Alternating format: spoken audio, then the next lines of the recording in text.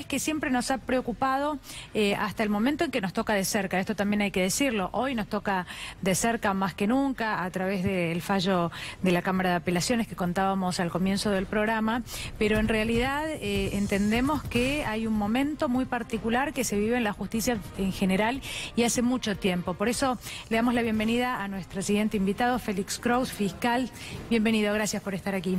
Gracias por la invitación. Decía yo que hemos hablado muchas veces, ¿no? Y hemos hablado con Adrián. En este caso, bueno, nos toca de cerca y podemos hablar puntual, y si es que quiere, por supuesto, claro, del fallo de la Sala D de la Cámara Nacional de Apelaciones respecto de la cuenta inembargable de C5N y su curso que podría seguir a través de una apelación, entiendo, a la Corte Suprema.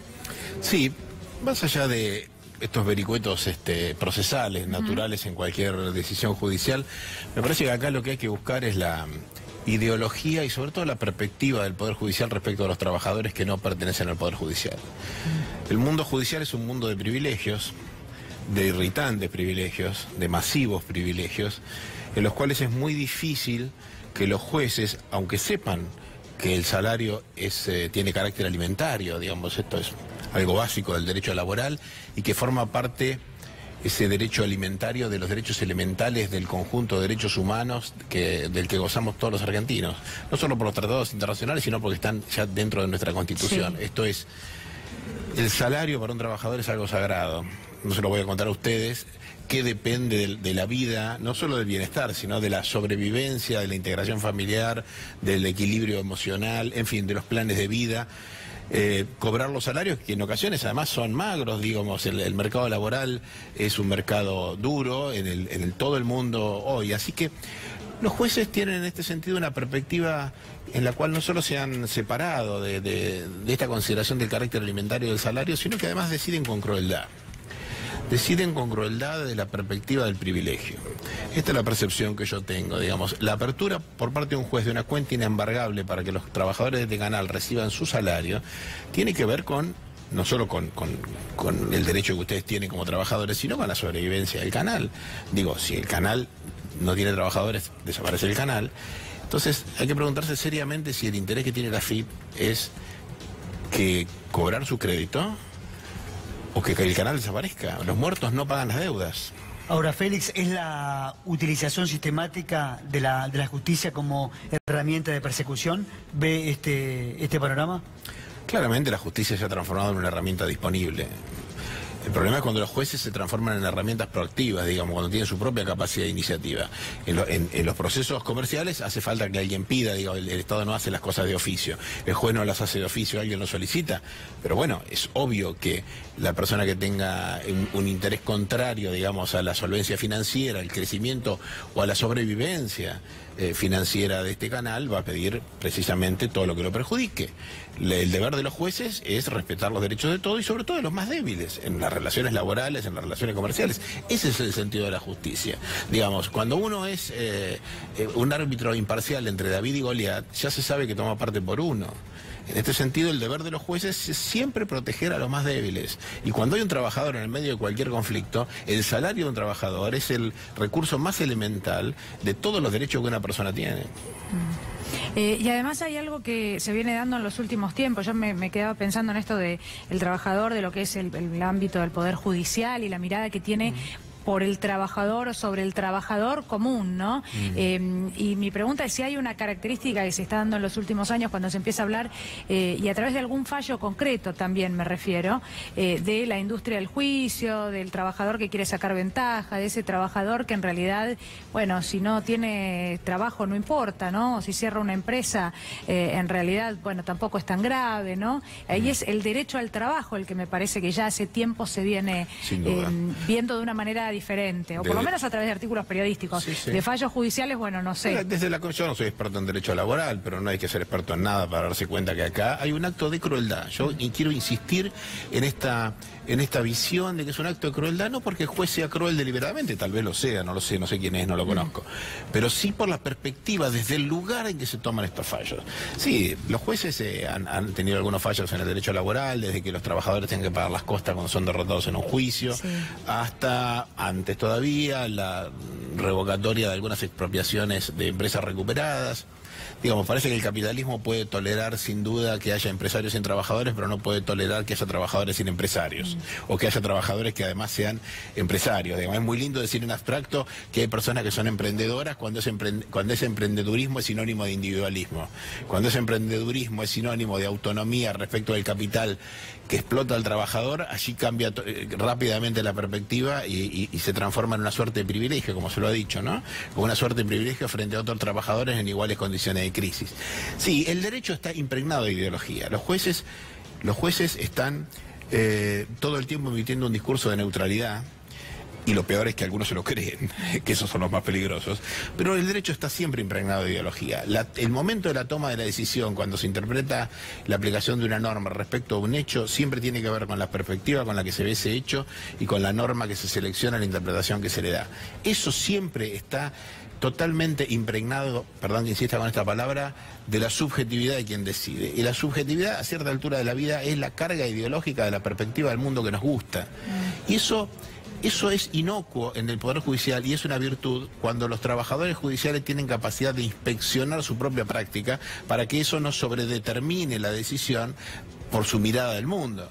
Pero cuando los jueces la actúan directamente, lo hacen deliberadamente, o son ingenuos que han quedado convencidos de que son personajes neutrales, pero en realidad no lo son, eso sí que se vuelve peligroso. Ahora, el fallo, o por lo menos la decisión de la Sala D, que se dio a conocer la semana pasada, generó una fuerte conmoción en la opinión pública. También personalidades de la televisión se han expedido. Bueno, obviamente funcionarios del gobierno no dijeron absolutamente nada. Traemos a discusión aquí la libertad de expresión. ¿Dónde queda? Porque el gobierno durante la campaña en 2015 hablaba muchísimo de libertad de expresión, doctor. Los derechos no son una abstracción. Los derechos se manifiestan concretamente en la realidad. La libertad de expresión es una evanescencia hasta que baja la realidad y la vemos aquí. ¿Este canal tiene derecho o no tiene derecho a seguir saliendo al aire? ¿Los trabajadores van a vivir como el clavel del aire de la nada? Ustedes se alimentan, digamos. Así que ahí está en juego la libertad de expresión. Si quien hace un medio de comunicación, si quien produce la noticia, si quien trabaja, si quien forma parte, digamos, de esta fábrica de sentido, que es un medio de comunicación, no puede seguir trabajando, porque en algún momento, vamos, ustedes no cobran su salario, buscarán otro destino, lo que no existe es el derecho a la libertad de expresión, y una voz disidente, una de las pocas, si no la única, será silenciada. Porque el mercado de la libertad de expresión es el mercado de lo que tienen voz suficientemente fuerte para poder gritar. Si uno susurra y otro grita, no hay libertad de expresión ni igualdad en la difusión de las ideas. Algunos decían en las últimas horas, bueno, pero cuando esto sucede se produce una especie de ahogamiento de un medio de comunicación. Esto a la larga termina siendo contraproducente para ese mismo gobierno que busca ese fin, que es callar algunas voces. Yo pensaba mientras lo escuchaba, y esto es lo que quiero consultar, claro, pero en el mientras tanto, en un año electoral, esto lleva a que haya muchas noticias que no lleguen a la gente, como los cacerolazos, por los tarifazos mismos y otras cuestiones, digamos. Ahí como un doble efecto, ¿no? Que en corto plazo, yo estoy convencida de que a largo plazo no es lo mejor, no es la mejor manera de callar voces, pero mientras tanto se puede, por ejemplo, ganar una elección. A largo plazo estamos todos muertos. La muerte es tan poderosa que nos da toda una vida de ventaja. Así que esta frase, la segunda de Freud, la primera de Keynes, cuando Keynes criticaba a los liberales respecto a ese futuro venturoso que nunca llega, ¿no? Que viven pronosticando. Sí, claro, eso es una especulación. Hasta hay un altísimo nivel de cinismo en aquellos que te dicen, bueno, pero ustedes serán los campeones morales, ¿no? En un futuro lejano habrá una especie de justicia universal, no sé, trascendente, que dirá ustedes son los buenos y los otros son los malos. Claro, el problema es que los jirones que quedan en el camino, el padecimiento, el sufrimiento, lo vemos en la realidad de hoy, digo, ¿no? Algún día terminará esta pesadilla, esta masacre social que vivimos. Ahora habrá que contar todos los que murieron de cardiopatías, de enfermedades de salud mental, todos los que han sufrido, todo el padecimiento, cómo se pesa y cómo se mide. Me parece que ustedes ahora lo están viviendo en carne propia, son comunicadores, son sensibles a lo que le pasa a la sociedad, y cuando se argumenta el diferimiento de los conflictos en el largo plazo, hay nuevamente un enorme nivel de cinismo y un gran nivel de crueldad. La vida es mientras tanto, nuestras necesidades son de todos los días y todos los días necesitamos respuesta a nuestras necesidades vitales.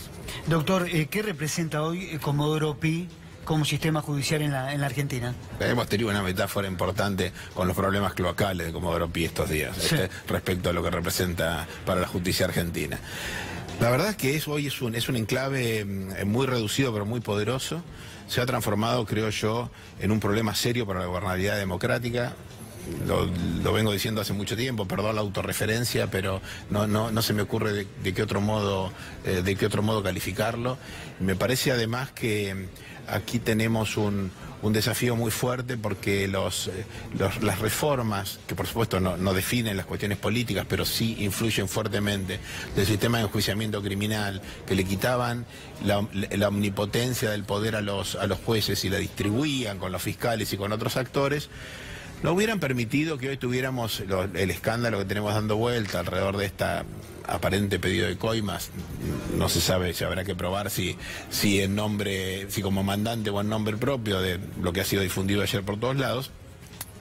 Porque los jueces no tendrían semejante capacidad de toma de decisión y de investigación a la vez, digamos, ¿no? Los desmanes que parece que están sucediendo con la aplicación de la ley del arrepentido son la crónica de una muerte anunciada. Todos los expertos que se pronunciaron sobre este instrumento anunciaban los peligros que acarrea cuando la navaja se la damos al mono.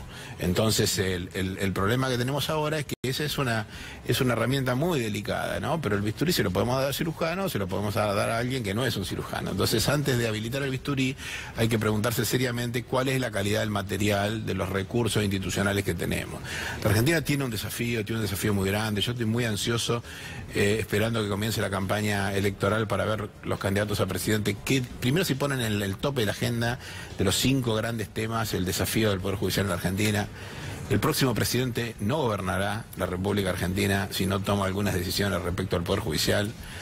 Gobernará con la capacidad de veto de un enclave autorreferente que se vuelve una franquicia respecto de otros poderes nacionales o internacionales y que ha mostrado capacidad de hacer fracasar proyectos políticos legitimados por la sociedad, especialmente si son los populares, como lo hemos visto, lo hemos visto en Ecuador, lo hemos visto por supuesto de una manera patente en Brasil, lo hemos visto y lo estamos viendo en la República Argentina, ¿no? Y es además muy ingenuo que aquellos que hoy se sienten beneficiados del funcionamiento de este sotogobierno, que es el gobierno del Poder Judicial, crean que no van a ser las próximas víctimas, ¿no? Me parece que en este sentido el escorpión tiene una naturaleza que lo domina.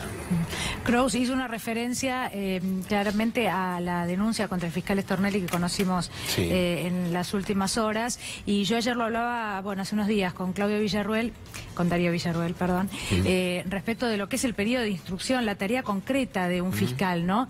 Que es, me corregirá si no es así, pero la recolección de prueba, todo aquello que tiende a una acusación, que lleva a una acusación concreta como primer paso de la justicia, ¿no? Yo lo que le decía a Darío es, si ya esto es lo que está fallando, si los fiscales, que son los que tienen que acusar, porque los jueces, un tribunal luego puede decidir, también debe impartir justicia y debe ser justo, pero acá estamos hablando de ese periodo donde si la recolección de prueba ya es errónea, todo el proceso, y es una pérdida de tiempo y de dinero también, ¿no? Todo ese proceso que lo que nos cuesta a todos los argentinos, donde ya no habrá justicia.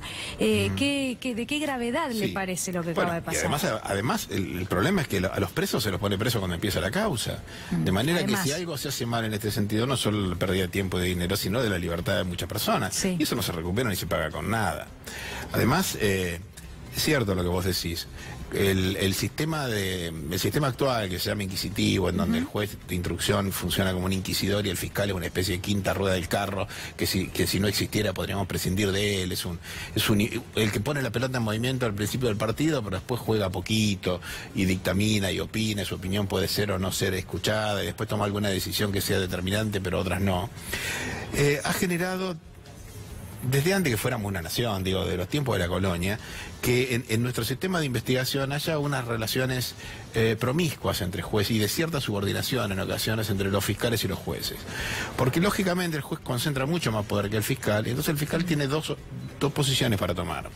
O se hace amigo del juez, como decía Martín Fierro, o enfrenta al juez con todas las de perder todo el tiempo y se amarga la vida, pero no está en igualdad de condiciones como para poder controlarlo y tener la capacidad de iniciativa de acusar o no acusar. Digamos, en un sistema, es tan obvio lo que voy a decir, que yo estoy seguro que si alguien le pregunta cómo funciona, si le preguntamos a cualquier persona cómo debería funcionar un juicio, nos pondría un juez entre un acusador y un defensor. Y diríamos, ¿qué pasa si la acusación no se produce? Digamos, si el fiscal no aporta las pruebas, no hace la investigación, o quién debería hacer la investigación. Bueno, no hay nada. Bueno, pues bien, aquí no es así. El juez es un inquisidor que evalúa la prueba que él mismo reúne, entonces por supuesto siempre va a ser muy benigno con la ponderación de la prueba que él decide buscar. Y esa concentración de poder es totalmente antirrepublicana, digamos, porque la república no es solamente la división de poderes entre los tres poderes del Estado, es también la división del poder en el funcionamiento de las propias instituciones. Y acá hay una concentración de poder tal que no podemos esperar nada bueno nunca. Si las cosas a veces salen bien en este esquema, es simplemente por la virtud de los actores, no porque el sistema sea bueno. Muchísimas gracias por haber venido. Gracias por la invitación. Fiscal Félix Cross, aquí con nosotros en Minuto a Minuto. Nos tenemos que ir a una pausa. ¿Puedo mandar un saludo? Obvio, ¿cómo Adri? que no? Porque ella se llama Morena, es una de nuestros tantos televidentes que están del otro lado, viendo C5N todos los días. Bueno, y nos llegan mensajes, muchos mensajes de solidaridad. Tenemos que agradecerle a tanta gente, pero ya que está, le mandamos un beso grandísimo a ella y a todos los que están del otro lado, y por supuesto a todos nuestros invitados también, ¿no? Sí, que colaboran para que, hagamos nuestros programas, nada más.